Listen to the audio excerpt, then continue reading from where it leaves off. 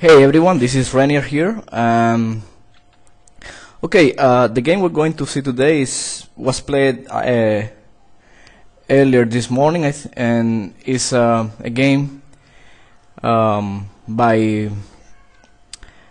Radjabov with the white pieces against Harikrishna. Very interesting game. From the opening is interesting. It's Italian opening against 1e5 from black. And okay, let's see what's happened. There is a lot of interesting stuff to see.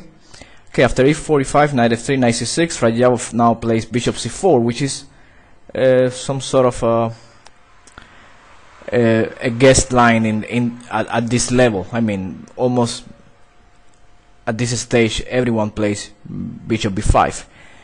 But okay, this also has some advantages. Avoids the popular Berlin or Breyer variation of the Spanish game. Okay, but after bishop c4, bishop c5, Radjabov plays castle. Another move order in this position is c3, something that I have done videos before about that line. c3, knight f6, d3, but Radjabov is looking for a straightforward position. So he's just gonna castle and play some sort of a normal Spanish game with the pawn on d3. So after knight f6, d3, now black plays castle. Okay, another possibility is d6, then c3, and then castle. This is also possible. Okay, Harikrishna plays short castles, then knight bd2. Still black cannot play knight a5 because e5 is hanging, so now d6, c3, and black plays bishop b6. Of course, knight a5 in this position, white would simply play bishop b5. So bishop b6, now the threat is knight a5. Well, it's not really a threat because white still could play bishop b5. But anyway, the bishop belongs to c2 square to defend the e4 pawn, and in the future white wants to play d4. So bishop b3. Now black plays knight e7. Okay, this is all routine play so far. Another move that I think is playable for black is bishop e6 in this position. Then white could continue with h3 or bishop c2. Probably bishop c2, avoiding the trade of pieces is the best idea. Then play h3, rook e1, knight f1, typical play for this position. Also h6, avoiding a future pin on g5 with the idea of rook e8 and maybe d6 d5 is another plan, and I think playable for black. But okay, the move of that Harikrishna played in this game, that is knight e7, is also seen very often. The knight goes to g6, also frees the c7 pawn to move to c6 and control the d5 square. Maybe at some point black can play d5 himself. Okay, so h3, c6. Now white plays rook e1, and then knight g6. So far, both sides have done their plans. The position is almost symmetrical, and Radjabov is the first to put the tension in the board with d4. Okay, I'm not so sure about this move, to be honest. It looks to me like it's a little bit premature. I would prefer moves like knight f1 or even knight c4. I guess, for instance, knight f1, and then black could play knight h5, and now d4. Now that there is not so much pressure in the center on the a4 pawn, white could play d4, and with the idea of bishop e3, queen d2, and rook a to d1, then later knight g3. Probably black continues with knight f4 and then knight g3. Now this is a common position in the Italian game.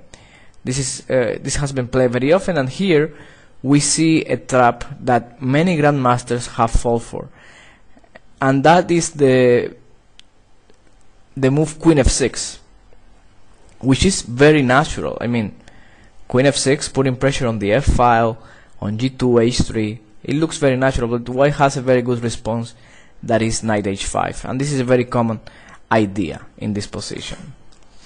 Black cannot take because of bishop g5. It's a nice trick. So black has to play queen e7, and after knight takes on f4, pawn takes or knight takes are both almost the same thing, and white stands better in this position. He has the center, he will play e5 or queen d2, basically without the knights, and black cannot really fight for the center in this position. Neither he has any counterplay. The bishops are not very active. So instead of queen f6, black should play queen e7. I mean, in this position he should play queen e7. Alright, and of course white should just continue with bishop e3, queen d2, and so on, rook d1. Okay, but Radjabov plays d4, which is very, very interesting. Now, after d4, black plays a move like h6. Hard to condemn this move, but I think perhaps black could take on d4. It takes d4, c takes d4, and then d5. I don't see anything wrong with this reaction. Actually, after e5, knight h5 may look like white has gained some space. On the other hand, black is playing f6 or knight h to f4.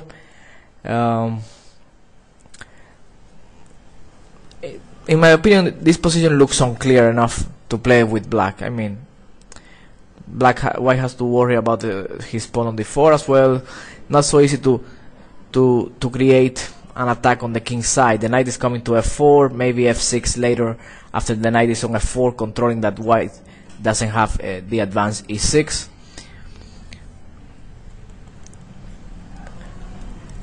Other move is queen e7. In this case, white's plan would be the same: knight f1, bishop e6. This was played recently in a game by a Cuban grandmaster with the white pieces, Yuri Gonzalez. Then after knight g3, queen d7, bishop g5, he had a very good position. Knight d8, bishop e3, f6, a4. White stands better. He has full domain of the center. Now he's played on the queen side, gaining some space. After bishop takes, queen f7, queen c2, he's ready to play rook d1 and advance his central pawns. So, okay, so a6 was played by Harikrishna, a little bit, I think perhaps passive. Allows white to consolidate his position in the center and to maneuver until he finds a good modification of the pawn structure. So Radjabov plays bishop c2, defending e4. Still, there isn't much to explain here. This is all, I mean, typical play for white. Now knight f1. The knight is going to g3 if possible, if it's actually needed, but also white wants to develop his bishop to e3, the queen to d2, and bring the rook from a1 into play.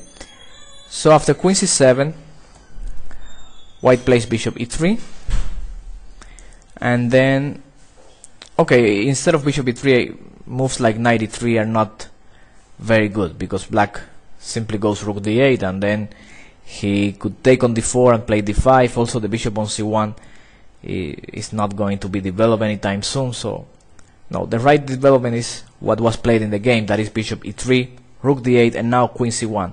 Very nice move, very, very nice move, with an eye on h6 and also getting out of the d file. That is very, very important.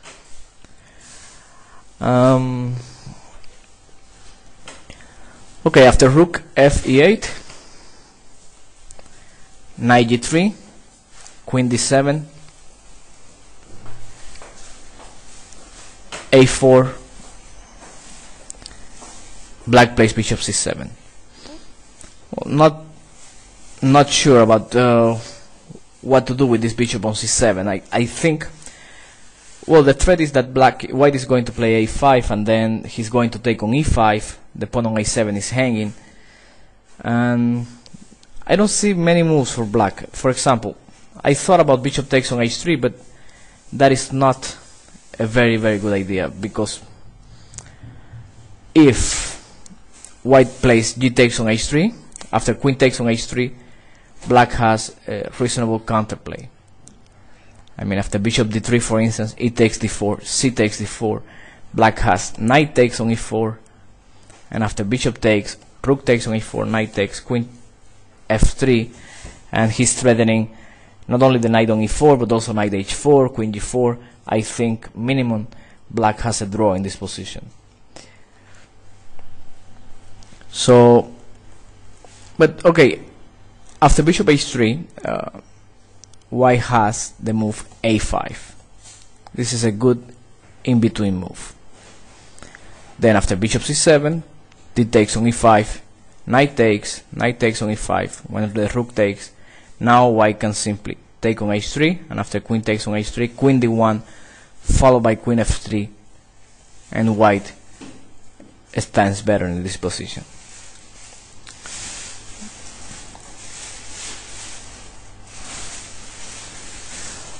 Alright, bishop c7 and a5, a6. Okay, still same thing. If bishop h3, d takes on e5, knight takes on e5, knight takes, pawn takes, and rook d1. Attacking the queen, and then white will trade rooks on d8 and take on h3. So black played a6, and then Radjabov played another good move in the game, I think, rook a4. He wants to advance c4 and then d5, gain more space in the center, and to restrain the black pieces. Okay, after queen e7, c4, black plays queen f8. This is a tough decision, but if you see the alternatives, after e takes d4, knight takes d4, black has to deal with the threat of knight f5. Not something very pleasant. There is also, if you look at the queen on c1, the whole idea of knight f5 and bishop takes on h6 will immediately win the game. So also bishop d7 was a move, but white would play rook a3, getting out of the diagonal from the bishop on d7, and then he would play d5. It's the same thing. I mean, black has to take on d4. After knight takes on d4, knight f5 is a serious threat, and the rook on a3 is very dangerous, as it can go to g3 very quickly. Then if knight h4 prevents knight f5 for one move, but then white would simply go bishop d2, defending the rook on e1, and still with knight f5 in mind. So if queen e5, maybe bishop c3, very pleasant position for white. Okay, so Harikrishna tried to hold his position with queen f8. He's worse, he has less space, he doesn't have any active play. On the other hand, apparently he's still solid and he's waiting for the right moment to react. Okay, of course Radjabov played d5, bishop d7, and now rook a3. Black plays rook c8. I think, well, it's an interesting move. He wants to move the bishop from c7 and take on d5.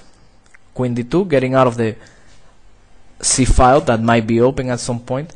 And now I think that black should just go bishop b8, even though it doesn't look very good. Then if white plays like in the game bishop b1, he can take and play bishop b5. Obviously bishop b1 perhaps is not the best. Perhaps bishop d3 is better than to play b4. Difficult to suggest a move for black. Maybe just queen e7 back again. Okay, after b4 white is clearly better. In the game he went knight e7, bishop b1, a good move because the bishop on c2 sometimes is exposed. So also there is another idea that is queen b4, but Radjabov is not distracted by this. After rook b8, bishop a7, I mean black has the move c5, and after queen b3, okay, he can win a pawn, but this is not an easy thing. I mean the bishop on a7 is out of play, and obviously here things are completely different. Black is now down a pawn, but he has some counterplay with the white pieces on a7 and b7, and white is not attacking anymore. So it's a good thing that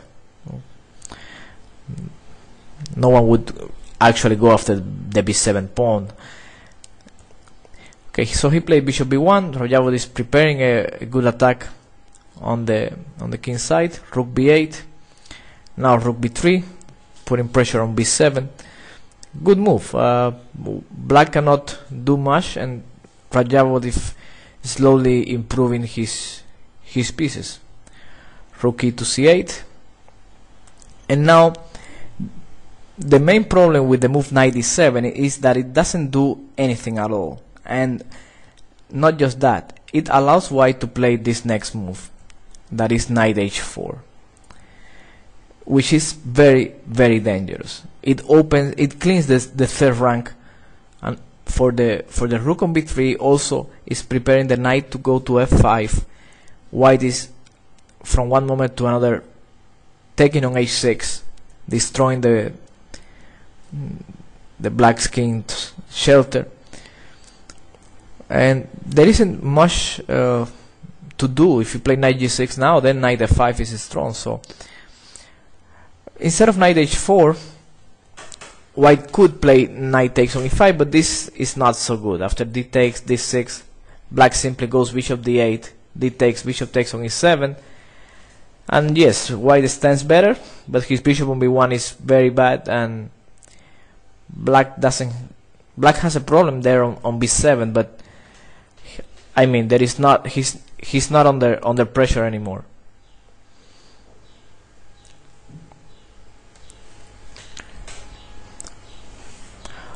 Alright, so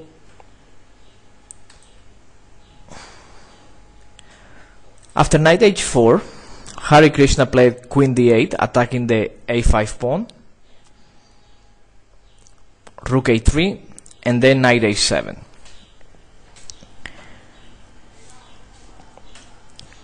Knight to f5. Okay, this is the first point in the game that I want to explain a little deeper. Here Radjabov missed a good chance.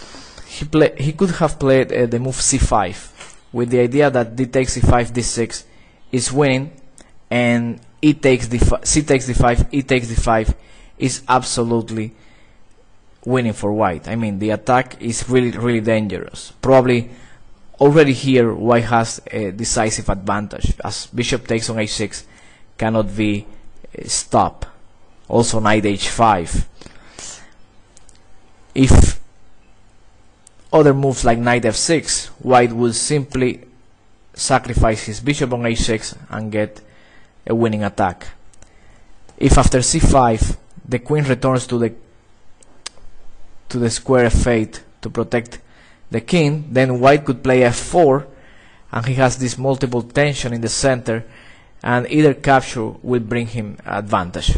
For instance, if black plays bishop d8, then takes, knight takes d5, e takes d5, bishop takes on h4. This is a funny position, and here many moves win, but okay, I analyzed the first thing that occurred to my mind. Computer gives a much more effective solution to this position, but I think e6 is very human, very, very normal. Then after bishop takes on g3, rook f1, you just have to count how many pieces are attacking the king side and how many are defending. Black's king is really hopeless. After bishop e8, he could just take on h6. Okay, black cannot take because of rook takes c3, and after bishop e5, queen d3, another mate threat, and black has to resign. And then if pawn takes on e6, then white still takes on h6, and after pawn takes on h6, d takes on e6, bishop e8, c takes d6, and he simply has too many threats. It's a funny position. The rook on a3 defends the knight on d3, white is threatening queen d3, threatening d7, he's threatening rook f1, simply too much. Okay, but Radjabov did not play this, even though his move is not very bad at all. I mean, he played knight f5, which is very logical, and then, because he saw a brilliant idea behind this move, after knight takes on f5, e takes on f5. May seem strange, but white is freeing the bishop on b1 to the attack. Now the threat on h6 is very strong. Okay, now most people would immediately think about bringing the knight back to f6.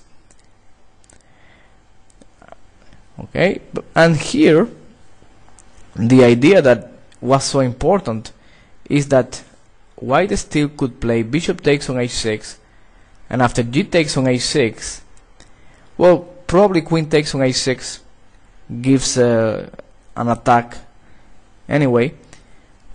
But even better than this, even better than queen takes on h6, is the move knight h5, which is absolutely brilliant. Because now if the knight takes on h5, queen takes on h6 is winning. He's threatening rook g3 even after queen f6.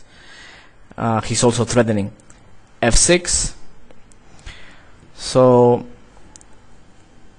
black cannot take the knight on h5. He has to defend with king h7, defend h6, and then rook g3, threatening rook g7 and queen takes on h6 mate. The only defense is queen h8, and white now has a brilliant move, rook g6,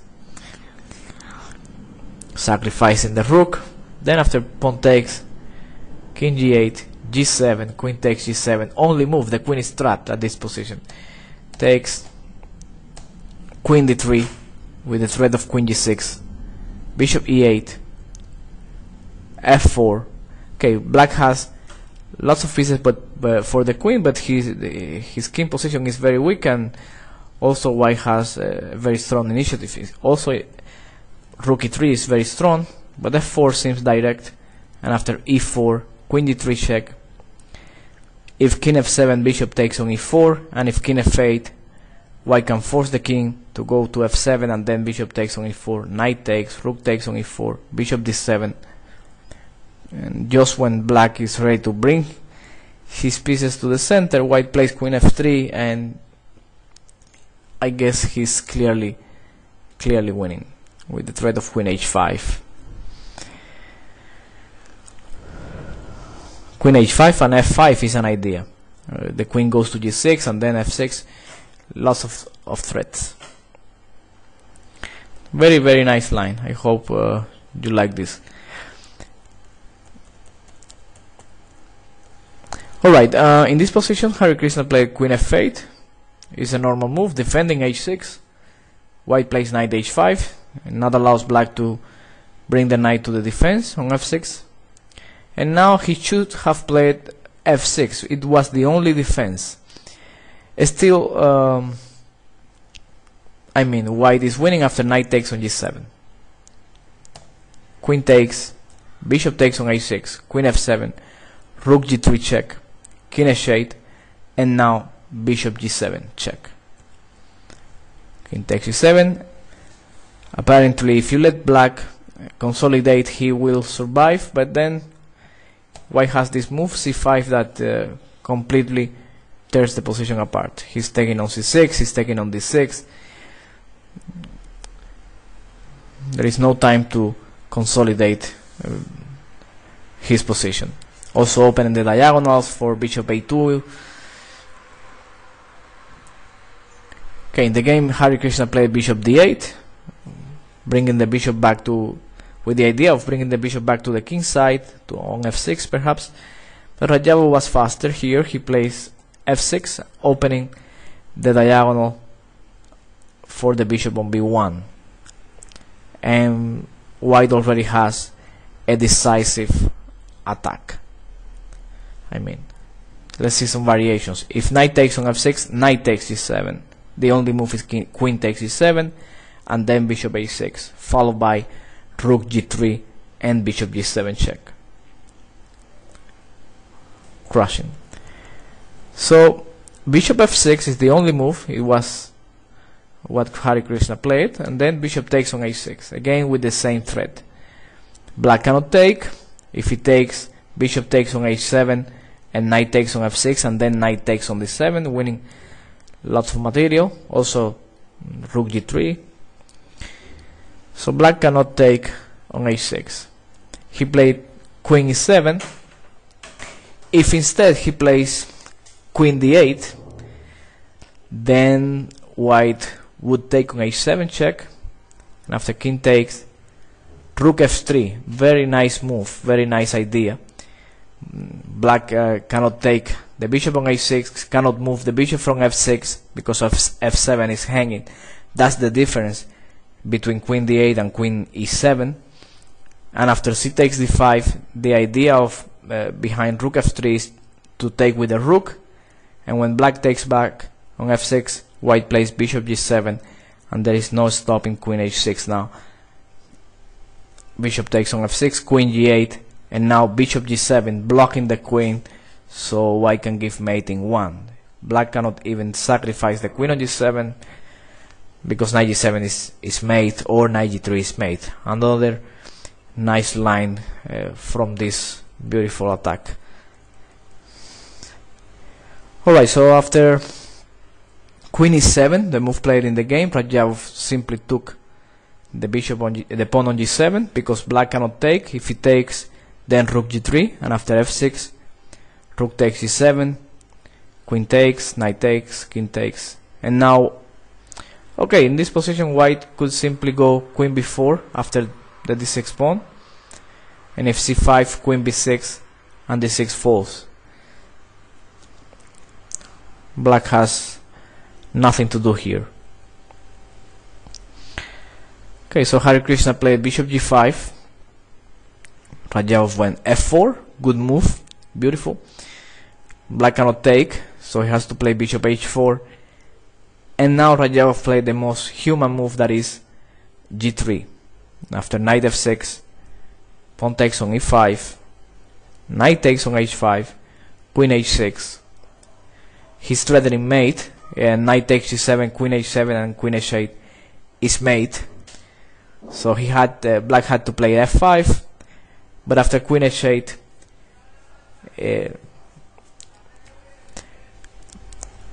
white wins. I mean, he's threatening e6 next, so he wins. But okay, there was another variation that was even more attractive. After bishop h4, instead of g3, rook g3. There is no more than bishop takes g3, otherwise the discover check is winning. And then bishop takes on h7, king takes, and pawn takes on e5, and again queen h6 decides. Okay, this is it for now. Thanks everybody for watching my videos. Very nice game by Radjabov played today against Harikrishna. This gave the Azerbaijan team the victory over India in the World Team Championship that is being held right now. Okay, so see you on the next video.